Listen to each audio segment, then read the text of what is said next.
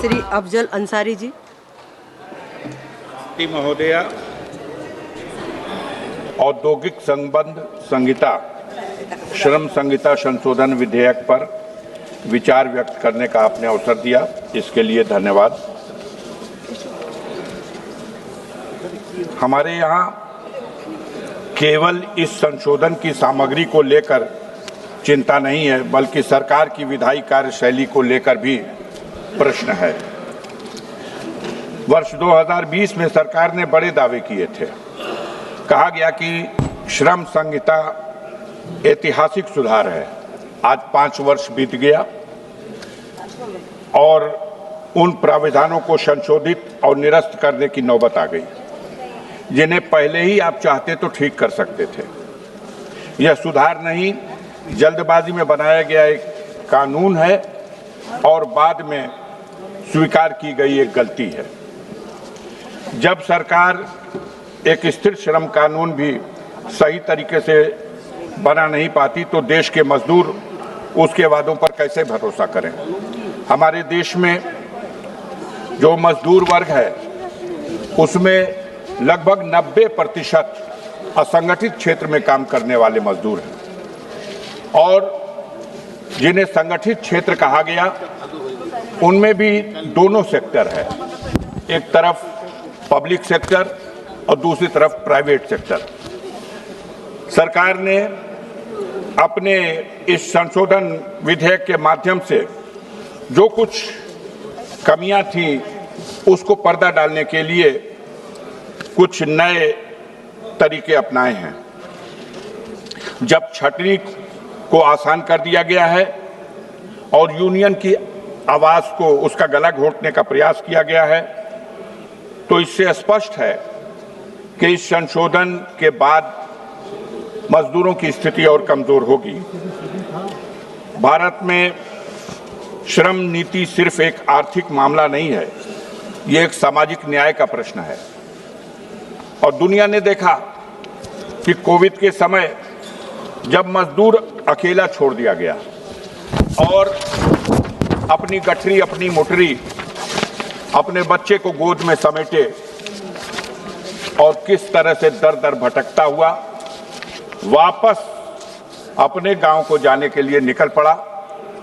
सरकार ने उनको जाने की कोई व्यवस्था तो नहीं की, हाँ उनके रास्ते में तमाम तरह की बाधाएं खड़ी की गई। उन पर इस तरह से आक्रमण किए गए जैसे वो कोई विदेशी घुसपैठिए हों। जगह जगह रोक करके उनके ऊपर लाठियां बरसाई गई, उनके ऊपर कीटनाशक दवाओं का छिड़काव किया गया जैसे वो इंसान नहीं बल्कि एक वस्तु हो। ऐसी स्थिति में हमारे देश के मजदूरों में इस सरकार के प्रति बहुत ही निराशा है। हर तरफ इस सरकार के रवैये से लोगों में दुख है और लोगों सरकार के प्रति एक आक्रोश है। श्रम संहिता उद्योग को ढील दी जा रही है और मजदूर को असुरक्षा प्रदान की जा रही है। इसमें मजदूर की नौकरी सुरक्षित नहीं। अब 300 तक की संख्या वाली कारखानों और कंपनियों में बिना सरकार की अनुमति से जब चाहे जिसे निकाल दिया जाए, उसका कोई फरियाद सुनने वाला नहीं है। मजदूरों के हड़ताल पर भी रोक है। अपनी आवाज उठाने का भी इतना प्रतिबंध लगा दिया गया कि मजदूर कराह करके रह जाता है। ये वो मजदूर है जो इस देश की सही मानों में इस देश की बुनियाद है, इस देश की नींव है। हम यहाँ सदन में बैठते हैं, मजदूरों के हितों में बजट में प्राविधान करते हैं, संविधान लाने के प्रयास में सरकार बार बार संशोधन करती रहती है अपने ही बनाए नियमों में।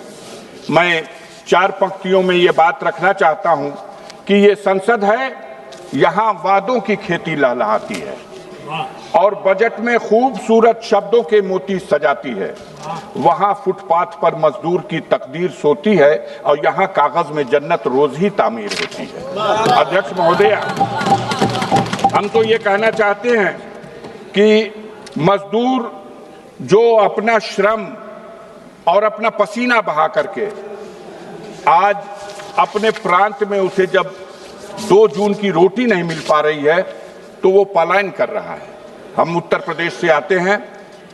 उत्तर प्रदेश और बिहार की तो यह स्थिति है कि करोड़ों की संख्या में मजदूर अपने घर पर अपने बीमार मां बाप को छोड़ करके और 2 पैसे की रोजी के लिए घर से निकल जाता है।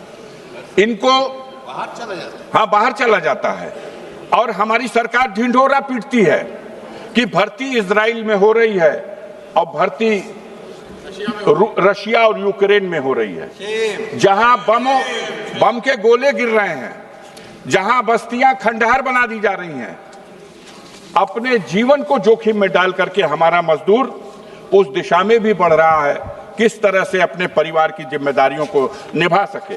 हम इस सरकार से 2 पंक्तियां अंत में ये भी कहना चाहता हूं कि ये हैं बुनियाद के पत्थर, इन्हें न छेड़ो तुम, ये हटेंगे तो इमारत भी दरक जाएगी। इस सरकार को गंभीरता से इन मजदूरों के हितों में सोचना चाहिए। इन्हीं मजदूरों के परिश्रम का नतीजा है कि आज देश 140 करोड़ आबादी के बावजूद ये मजदूर, जिसे सरकार कोई रोजगार तो नहीं दे सकी, लेकिन वो अपना श्रम, अपनी मेहनत के बल पर अपने परिवार को 2 जून रोटी देने का प्रयास कर रहा है।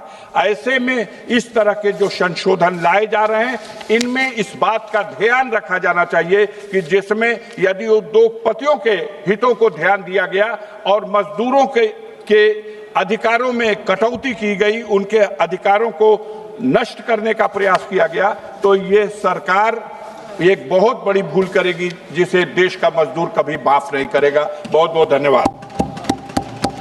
माननीय सदस्य श्री कल्याण बनर्जी जी।